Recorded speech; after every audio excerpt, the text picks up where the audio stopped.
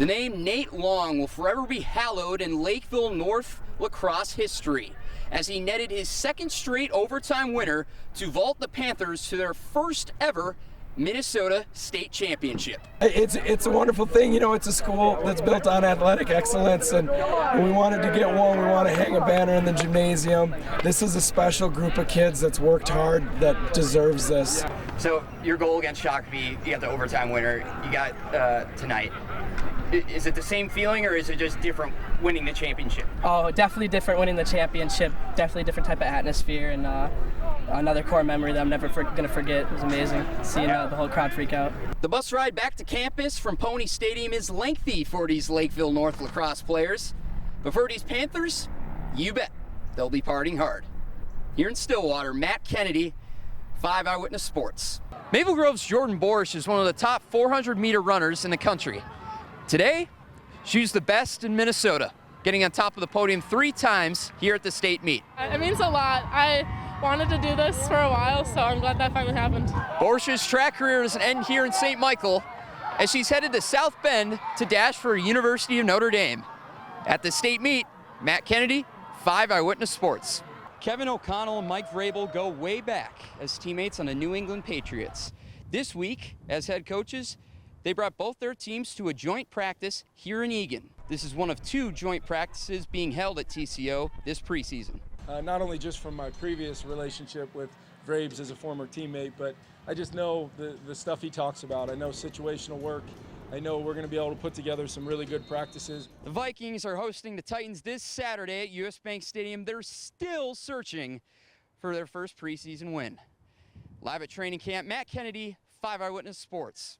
Tonight is WNBA opening night at the Target Center. The Minnesota Lynx will tip off their 25th season of basketball playing against the Chicago Sky. And as you can tell, players are more than excited to get started. I played basketball all my life, and I've been in situations where you get the butterflies and stuff like that. So the feelings are is not the same. In fact, I love having this feeling. Like, I had it in the NCAA tournament, I'm having it now. It's just a constant high of why I play basketball, is to have these butterflies. Chicago's defeated Minnesota in 3 of their last 5 meetings, including a 89-76 upset in this building during the 2021 WNBA playoffs. The Lynx are aiming to rebound from their first losing season in franchise history. Let's see if they can start off 2023 in the win column here tonight. Matt Kennedy, 5 Eyewitness Sports. Hi, Coach. Matt Kennedy, Minnesota Daily. Losing Kwity Paye, a first-round draft pick, it's never easy, but the good news is you got Aiden back. So talk to me about how he has been this summer in practice, just been a leader, and how he's going to take your defense to the next level. Yeah, and we don't look at it as losing a guy. Kwity graduated. He's going on playing right here in Indianapolis. So proud of him. I mean, he's the guy, that all the right things matter. Thinks about all the right things, talking about Kwity Paye. And then that is also Aiden Hutchinson. How great is it just to see all this joy and happiness from these kids here?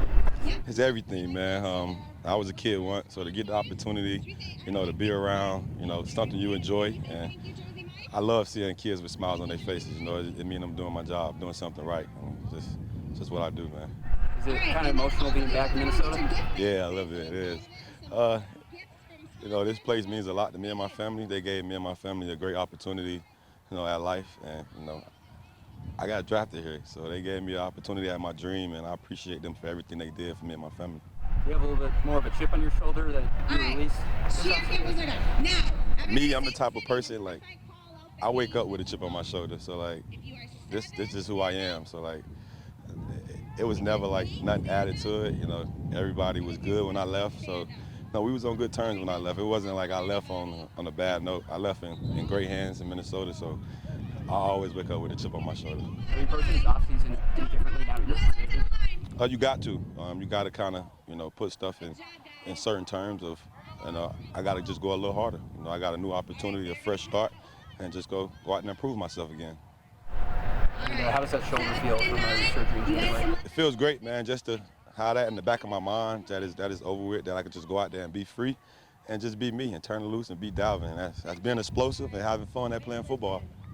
And finally, how close are you to signing with the team? At this moment, it's kind of just taking my time and being patient with the process. You can't rush this. This is a life decision that can, put me in a great predicament for my future. So I'm just taking my time and I'm not rushing it. And, when I make that decision, it's going to be right for me and my family. How is it playing under KOC's offense compared to, the offense you had? I can't think, compared to BYU. A lot of similarities. The way we throw the ball, push it down the field, the run game, everything starts up front with the O-line, and that's kind of what I'm used to in my 5 years at BYU. So I think a lot of it's transition, but obviously a lot more scheme, a lot more concepts that we run here, and so just getting used to those and getting experiences has been the biggest difference. What are the most important lessons so far you've learned from Kirk Cousins? Taking all the info you can. I mean, anytime he's speaking, find something that's of value. He's played a lot of years in this league and spent a lot of time in life and whatnot, so everything he says has great value, and I'm just trying to soak it all in. So just soaking it all in, was that like your number one goal coming into the first absolutely. training camp? Yeah, no expectations, just goals to get better, goals to, have value on the team somehow, but just soak it all up as much as possible and carry that over to next year. What receiver do you find like most chemistry with? Man, a lot of the young guys that I've been in with. I don't want to name one guy because, just today we had completions to almost everybody out there. So I think that's the goal, is to have the same chemistry with everybody. And that's kind of what we're working towards as a young group. In college, you're like more of a dual threat quarterback. Are the coaches here trying to make you more into a pro style NFL quarterback? Yeah. I think anyone watched the film will see that I threw the ball, more than I ran. I think early on in my career I was kind of labeled as that, but by the end I think anybody saw I was able to throw the ball just as well as run. So, here in the NFL, there's definitely more on you to play like a pro style quarterback, get everything in line. But I always use the arm first, and the legs are a weapon if needed. All right, Lewis, how's the leg feel? My leg's feeling great. Moving great out there, not thinking. Usually when injuries happen, there's a mental block. Being afraid to push and all that. I don't feel any of that. What steps are you taking differently this season and last season just to not get re-injured again? Oh man, football is an unpredictable sport. I don't feel like you can control that. Sometimes when you least expect it, something crazy happens. But honestly, I'm not playing shy. I've never played shy. Just play fast, and whatever happens, happens at the end of the day. I'll be comfortable knowing I gave them it all in the field. How are you gelling more with the D-back unit in your second year? Oh, we're all tight. We've been a tight unit. But this year, we've made it, a priority to really spend time with each other outside of it.